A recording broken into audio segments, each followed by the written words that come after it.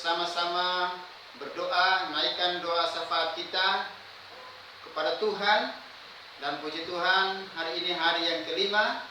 Dan pada malam hari ini, sebelum kita berdoa, saya akan menyampaikan pesan firman Tuhan, di mana kita tahu bersama pada waktu murid-murid, rasul-rasul bersama perempuan-perempuan, bersama dengan Ibu Yesus dan saudara-saudara Yesus, bahkan 120 orang berkumpul. Di situ Petrus berbicara bahwa ada rencana untuk menggantikan Yudas yang sudah mati dengan rasul yang baru. Dan kalau kita baca kemarin, kita renungkan kemarin, artinya terpilihlah dua orang yang memang mereka itu adalah saksi mata dari baptisan Yohanes sampai kepada kenaikan Tuhan Yesus Kristus, yaitu Yusuf atau yang disebut Barsabas dan Matias. Dan akhirnya mereka berdoa kepada Tuhan, dan Tuhan menjawab mereka, dan mereka membuat undi dengan mendapatkan Matiaslah yang akhirnya terpilih menjadi rasul menggantikan Yudas. Nah, hari ini kita melihat tentang Yudas. Ini sangat penting bagi kita. Sebenarnya bisa saja tidak terjadi ada yang menggantikan Yudas. Kalau seandainya Yudas itu dia tidak bunuh diri. Seandainya Yudas itu dia itu menyesal dan dia bertobat dan dia datang kepada Tuhan. Nah, hari-hari ini kita melihat banyak sekali orang yang dia hanya sampai kepada penyesalan, tetapi dia tidak datang sampai kepada pertobatan. Nah, mari kita belajar firman Tuhan pada malam hari ini. Kita melihat ke belakang di dalam Injil Matius pasal yang ke-27 ayat 1 dan ayat yang ke-10, bagaimana peristiwa Yudas mati. Di dalam Matius pasal yang ke-27 ayat 1 sampai dengan ayat yang ke-10, Yesus diserahkan kepada Pilatus kematian Yudas. Ketika hari mulai siang, semua imam kepala dan tua-tua bangsa Yahudi berkumpul dan mengambil keputusan untuk membunuh Yesus. Mereka membelenggu dia, lalu membawanya dan menyerahkannya kepada Pilatus, wali negeri itu. Pada waktu Yudas yang menyerahkan dia melihat bahwa Yesus telah dijatuhi hukuman mati, menyesallah ia, lalu mengembalikan uang yang 30 perak itu kepada imam-imam kepala dan tua-tua, dan berkata, "Aku telah berdosa karena menyerahkan darah orang yang tak bersalah." Tetapi jawab mereka, "Apa urusan kami dengan itu? Itu urusanmu sendiri." Maka ia pun melemparkan uang perak itu ke dalam bait suci, lalu pergi dari situ dan menggantung diri.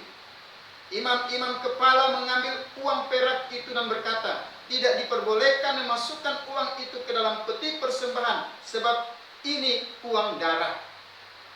Sesudah berunding, mereka membeli dengan uang itu tanah yang disebut tanah tukang periuk untuk dijadikan tempat pekuburan orang asing. Itulah sebabnya tanah itu sampai pada hari ini disebut tanah darah. Dengan demikian genaplah firman yang disampaikan oleh Nabi Yeremia. Mereka menerima 30 uang perak, yaitu harga yang ditetapkan untuk seorang menurut penilaian yang berlaku di antara orang Israel. Dan mereka memberikan uang itu untuk tanah tukang periuk, seperti yang dipesankan Tuhan kepadaku. Puji nama Tuhan.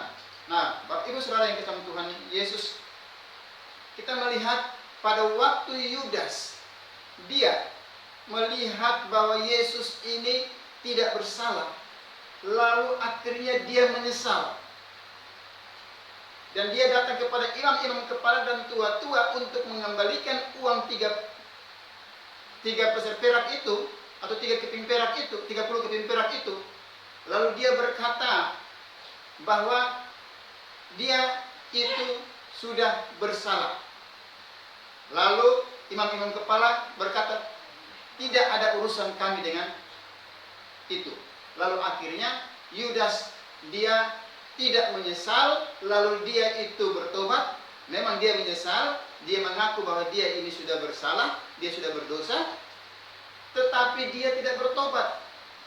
Malahan dia pergi untuk menggantung dirinya atau dia membunuh dirinya. Jadi ini mematahkan pendapat orang bahwa Yudaslah yang disalib menggantikan Yesus. Itu berita bohong, itu berita tidak benar. Nah, hari ini kita melihat, seandainya kalau Yudas dia menyesal, lalu dia itu bertobat, lalu dia itu datang kepada Tuhan, lalu dia datang kepada rasul-rasul untuk mengakuinya. Saya percaya bahwa Tuhan adalah pengampun. Pasti dia pun juga akan diampuni. Sebagaimana Petrus pun juga pernah menyangkal Yesus. Petrus menyesal. Dia mengakuinya. Dan dia mau datang terus untuk bersama-sama dengan rasul-rasul yang lain. Sampai kepada hari di mana Yesus terangkat ke surga. Naik ke surga. Sampai di mana mereka bersama-sama berkumpul di Yerusalem untuk berdoa. Jikalau Yudas dia menyesal, dia bertobat, dan dia datang kepada rasul-rasul, maka pasti dia pun juga merupakan salah satu daripada 12 rasul yang akan melayani Tuhan Yesus Kristus. Jadi tidak ada peristiwa yang namanya digantikan oleh Matias.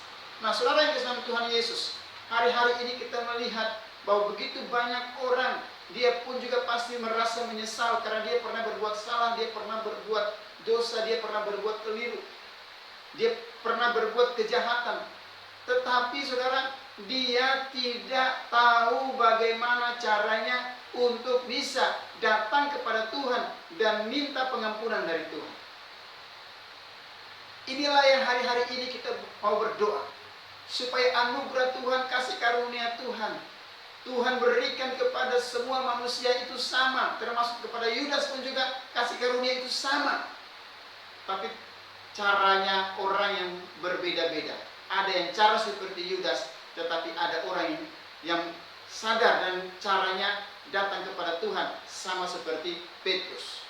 Kita berdoa supaya orang-orang yang pernah mundur dari Tuhan, orang-orang pernah menyangkal Yesus, orang-orang yang telah meninggalkan Yesus, orang-orang yang telah mengkhianati Yesus, orang-orang yang tadinya percaya kepada Yesus dan mereka berbalik kepada jalannya yang jahat, biarlah Tuhan memberikan kasih karunia kepada mereka, supaya mereka meresponi kasih karunia itu dengan cara yang benar, dan mereka datang kepada Tuhan, mohon anugerah Tuhan, kasih karunia Tuhan, dan mereka boleh kembali kepada Tuhan Yesus Kristus. Tuhan Yesus mengampuni mereka, Tuhan menyucikan mereka, Tuhan menguduskan mereka. Bahkan Tuhan mau memakai mereka menjadi alat di tangan Tuhan secara hebat, secara dahsyat, secara luar biasa.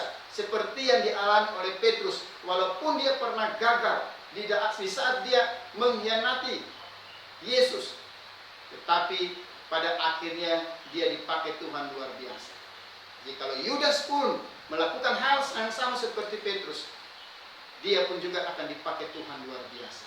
Kita berdoa, mungkin ada banyak orang yang berbalik dari Tuhan. Kita berdoa biarlah Tuhan memberikan kemurahan kepada mereka, supaya mereka boleh sadar, mereka boleh menyesal, mereka boleh bertobat, mereka mau datang kepada Tuhan melalui hamba-hamba Tuhan, melalui orang-orang percaya. Kita perlu berdoa supaya jemaat-jemaat Tuhan pun siap untuk melayani mereka yang telah meninggalkan Yesus. Jangan kita membenci mereka, jangan kita mengusir mereka, jangan kita menganiaya mereka, jangan kita menghina mereka.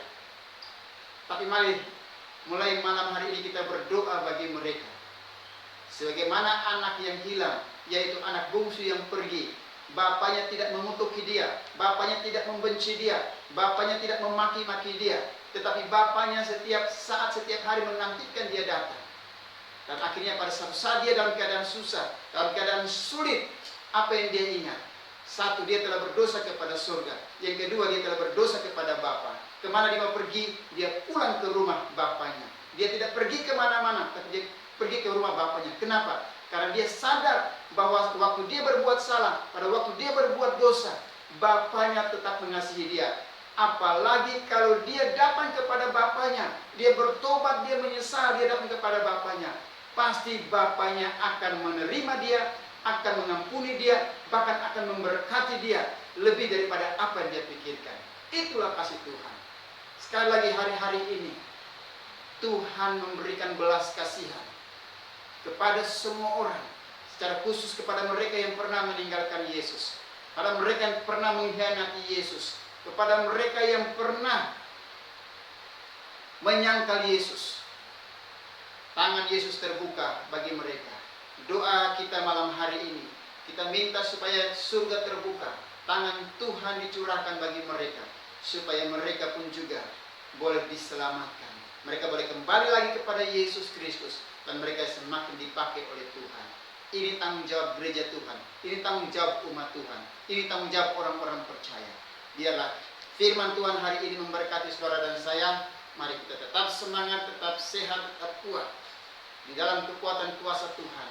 Sekali lagi, mari malam hari ini pesan Tuhan, kita berdoa memberkati orang-orang yang sudah meninggalkan Tuhan, orang-orang yang menyangkal Yesus, orang-orang yang mengkhianati Yesus. Mereka akan kembali kepada Tuhan, dan mereka akan dipakai Tuhan secara dasar dan luar biasa di akhir zaman ini. Kiranya Tuhan Yesus memberkati kita semua.